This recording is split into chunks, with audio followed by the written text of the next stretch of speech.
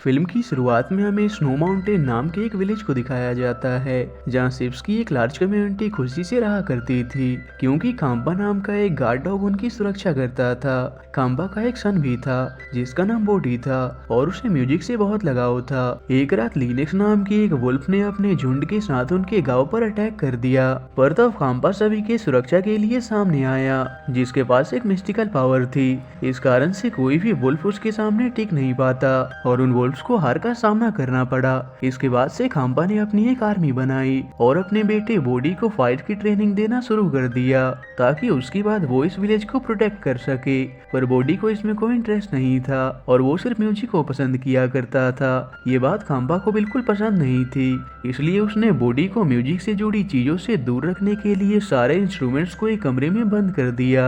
इसके बाद हमें काफी साल बाद का समय दिखाया जाता है जहाँ बोडी अब बड़ा हो चुका था और उस बंद पड़े कमरे से म्यूजिकल इंस्ट्रूमेंट्स को निकालने की कोशिश कर रहा था। तभी वहाँ फ्लीटवुड नाम का एक एल्डरिया कहा जाता है जो बोडी को याद दिलाता है कि इस वक्त उसे अपने काम पर होना चाहिए। ये सुनते ही बोडी वहाँ से अपने काम पर जाने के लिए निकल जाता है और रास्ते में अपने दोस्तों को भी अपने साथ ले लेता है। पता चलता है उनका काम था उन्हें खाम्बा जैसे दिखने वाले डॉल्स को पहनकर वहाँ से गांव की सुरक्षा करनी थी ताकि उन वुल्फ को लगे कि इस गांव में खाम्बा जैसे बहुत से डॉग्स हैं और वो इस डर से कभी गांव पर अटैक ना करें। काम होने के बाद बोडी वहाँ से जाने वाला होता है पर उसके डैड उसे रोक देते हैं और उसे मिस्टिकल पावर अचीव करने की ट्रेनिंग देने लगते हैं, पर बोडी हर बार की तरह इसमें नाकाम रहता है। एक दिन जब एक प्लेन उनके गाँव से गुजर रहा होता है तभी उसमें से कुछ सामान नीचे आ गिरता है। गिरी हुई चीजों में से बोडी एक रेडियो को देखता है जिसे ऑन करने पर उसमें बहुत अलग अलग तरह की म्यूजिक प्ले होने लगती हैं और वहीं वो पहली बार रॉक म्यूजिक सुनता है जिसे सुनने के बाद वो अपनी दुनिया में खो जाता है। उसे पता चलता है कि वो म्यूजिक एंगस स्कैटरवुड नाम की एक आर्टिस्ट का था। रेडियो पर ही वो एंगस का इंटरव्यू भी सुनता है जो बताता है कि किस तरह वो शहर में अकेला आया था और खुद के दम पर उसने जीरो से हीरो बनने तक का सफर पूरा किया। वो अपने सुनने वाले के लिए एक बात कहता है कि चाहे कोई तुम्हें कितना भी रोके कभी भी अपने ड्रीम को चेज करने से पीछे मत हटना। एंगस की बातों से मोटिवेट होकर बोडी चुपके से उस बंद बड़े रूम से गिटार निकाल लेता है और मन लगाकर प्रैक्टिस करने लगता है और फाइनली हिम्मत करके अपने डैड को जाकर बता देता है कि वो शहर जाकर एक म्यूजिशियन बनना चाहता है। पर उसके डैड को उसके इन बातों से कोई मतलब नहीं था और वो बोडी के गिटार चुराने के लिए पनिशमेंट के तौर पर उसे गार्ड पोस्ट पर पहरा देने को कहते हैं क्योंकि उन्हें बोडी के सिर से म्यूजिक का भूत उतारने का एक आइडिया आता है। वो कुछ चिप्स के साथ वुल्फ का कॉस्ट्यूम पहनकर बोडी को डराने की कोशिश करते हैं पर इससे बोडी इतना ज्यादा डर जाता है कि पूरे गांव में भेड़िए के अटैक की खबर दे देता है। इससे गांव में अफरा तफरी मच जाती है। बोडी के कारण ही गांव के फायरवर्क फैक्ट्री में आग लग जाती है और खाम्बा का प्लान उसी पर भारी पड़ जाता है। अगले दिन फ्लीटवुड खाम्बा के पास आता है और उसे समझाता है कि बोडी को उसका पैशन फॉलो करने से मत रोको, शायद म्यूजिक ही उसकी मंजिल हो। खाम्बा को उसकी बात समझ आ जाती है और वो बोडी को टिकट देते हुए उसे शहर जाने के लिए अलाउ कर देता है। बोडी ये सुनकर बहुत खुश होता है और अपने गांव को अलविदा करके अपने गिटार के साथ शहर की ओर निकल पड़ता है। बोडी जिस दौरान शहर जाने वाली बस का वेट कर रहा होता है तभी स्कॉच और रिफ नाम के दो वुल्फ उसे देख लेते हैं और अपने बॉस लिनेक्स को इस बारे में बताते हैं। लिनेक्स को खाम्बा से सरेंडर करवाने का ये अच्छा मौका लगता है और वो दोनों वुल्फ्स को बोडी को किडनैप करके लाने का ऑर्डर देता है, पर तब तक बोडी बस में बैठकर शहर के लिए निकल जाता है। इसलिए वो भी बोडी का पीछा करते हैं और उसके साथ शहर तक आ पहुंचते हैं। वो बोडी को पकड़ने का प्लान बनाते हैं पर वो इसमें नाकाम रहते हैं। वहीं बोडी बहुत कोशिश के बाद एक पार्क में पहुंचता है जहां एंगस भी शुरुआती दिनों में आया करता था। वहां उसे बहुत से म्यूजिक बैंड नजर आते हैं। वो उन्हीं में से एक बैंड के पास जाता है और उनके बैंड में गिटार प्लेयर बनने का चांस मांगता है। तभी उस बैंड का गिटारिस्ट ट्रे वहां आ जाता है। वो बोडी की बात सुनकर उसे उसके साथ गिटार फेस ऑफ चैलेंज करने को कहता है। बोडी उसकी बात मान जाता है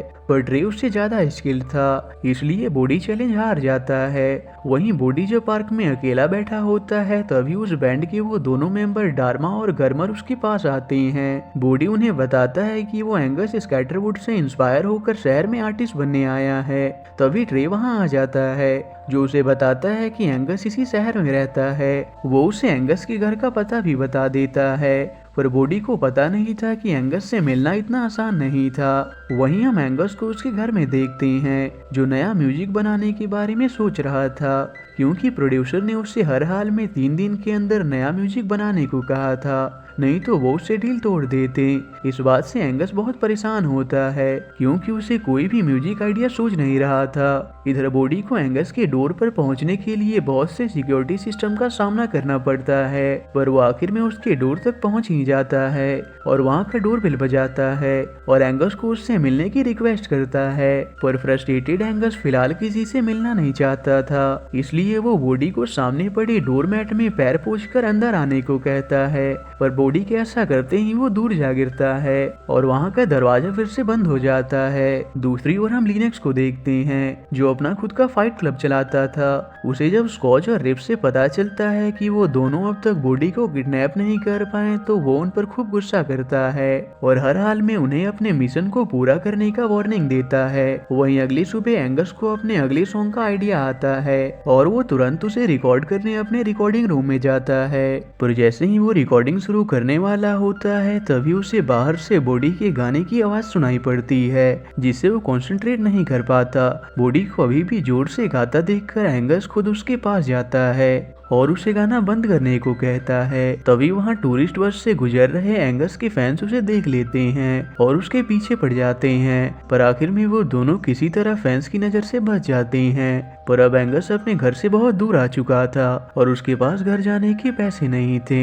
बॉडी भी उसकी मदद नहीं कर सकता था, क्योंकि उसके पास भी पैसे नहीं थे। तब बॉडी को एक आइडिया आता है और वो एंगस को पार्क में बैठने को कहता है और वो पैसे के लिए गाना शुरू कर देता है। उसी दौरान रिफ और स्कॉच उसे देख लेते हैं। वहीं काफी देर तक भी जब बॉडी कुछ भी कलेक्ट नहीं कर पाता, तब एंगस उससे गिटार ले लेता है और बॉडी को दूर खड़े रहने को कहता है। तभी उसे पार्क में डार्मा और गर्मर मिलते हैं और वो उन्हें बताता है कि वो एंगस स्कैटरवुड के साथ है, पर वो उसकी बात का यकीन नहीं करते, इसलिए वो उन्हें एंगस को दिखाने ले जाता है। पर तब तक रिफ और स्कॉच एंगस को बॉडी समझकर किडनैप कर लेते हैं और उसे लिनक्स के पास ले जाते हैं। वहाँ उन्हें पता चलता है कि उन्होंने गलती से एंगस को पकड़ लिया है। लिनक्स उनकी बेवकूफी के लिए उन पर खूब गुस्सा करता है और एंगस को उसके घर छोड़ आने को कहता है और वो दोनों ऐसा ही करते हैं। घर पहुंचकर एंगस को जल्द से जल्द नया म्यूजिक कंपोज करना था, लेकिन अभी भी उसे कुछ सूझ नहीं रहा था। तभी वापस से वो बॉडी को जोर से गाना गाते सुनता है। ध्यान से सुनने पर इस बार एंगस को बॉडी का गाना बहुत अच्छा लगता है और वो बॉडी को अपने घर में बुलाता है ताकि वो उसका सॉन्ग रिकॉर्ड कर सके। बॉडी एंगस के आलीशान घर और उसके गिटार कलेक्शन को देखकर बहुत सरप्राइज होता है। एंगस उन्हीं में से गिटार बॉडी को देता है। इसके बाद एंगस उसके सॉन्ग को रिकॉर्डिंग करने का प्रोसेस शुरू करता है। वहाँ बॉडी अपने विलेज स्नो माउंटेन को याद करके एक जबरदस्त सॉन्ग गाता है और अपने सॉन्ग को ग्लोरियस नाम देता है। एंगस को वो सॉन्ग बहुत अच्छा लगता है और वो दोनों साथ मिलकर नया गाना बनाना शुरू कर देते हैं। एंगस बॉडी का वो सॉन्ग रिकॉर्ड कर लेता है, पर वहीं गिटार बजाते समय बॉडी की गिटार से एक पावरफुल वेव निकलती है, जिसे देखकर एंगस बहुत सरप्राइज होता है।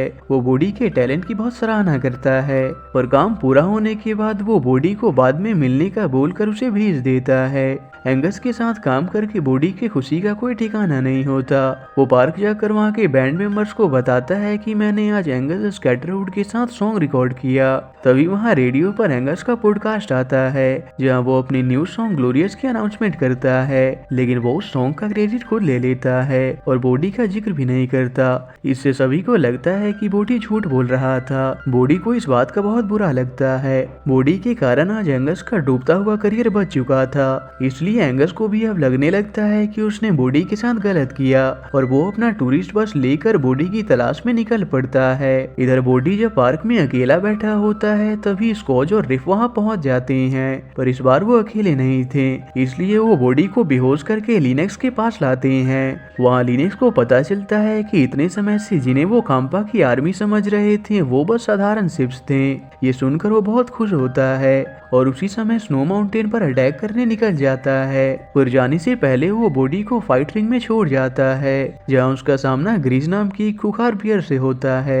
बॉडी समझ जाता है कि वो ग्रीज के सामने जरा भी टिक नहीं पाएगा, इसलिए वो समझदारी दिखाते हुए रिंग से बच निकलता है। इधर डार्मा और गर्मर पार्क में बॉडी को ढूंढ रहे होते हैं और तब उन्हें बॉडी का गिटार मिलता है, जिस पर लगे इंजेक्शन को देखकर वो समझ जाते हैं कि बॉडी किडनैप हो चुका है। तभी एंगस उनके पास आता है और उनसे बॉडी के बारे में पूछता है। उन्हें एंगस को अपने सामने देखकर यकीन नहीं होता और वो समझ जाते हैं कि बॉडी एंगस के बारे में सही कह रहा था। वो एंगस के साथ बॉडी को ढूंढने निकल जाते हैं। तभी रास्ते में उन्हें बॉडी मिलता है, जो एंगस को उसे स्नो माउंटेन पहुंचाने को कहता है और वो सभी उस तरफ निकल जाते हैं। इधर लिनेक्स अपने झुंड के साथ पहले ही स्नो माउंटेन पहुंच चुका था और वो सबसे पहले कांपा को रस्सी से जकड़ देता है। उन्हें देखकर गांव के सारे शिप्स बहुत डर चुके थे, पर वो उन वुल्फ से बच नहीं पाते और वो सभी जल्द ही लिनेक्स और उसके झुंड का शिकार बनने वाले थे। पर तभी बॉडी वहां पहुंच जाता है। उसे देखते ही सभी वुल्फ्स उसके पीछे पड़ जाते हैं